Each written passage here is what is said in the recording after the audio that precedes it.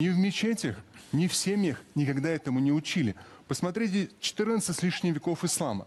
Такого понятия, как терроризм, оно начало появляться только после Афганистана, между Америкой и Советским Союзом, когда все это происходило. В исламе такого не было. С точки зрения, то есть самое большое оскорбление для мусульман есть то, что вот эту всю грязь, может быть даже, да, мусульмане 1,5 миллиарда почти отвечают как бы за этот 0,0 там, 0,001% из их числа, но в большинстве своем это люди, которых воспитало сегодняшнее телевидение, французское в том числе, где постоянно говорилось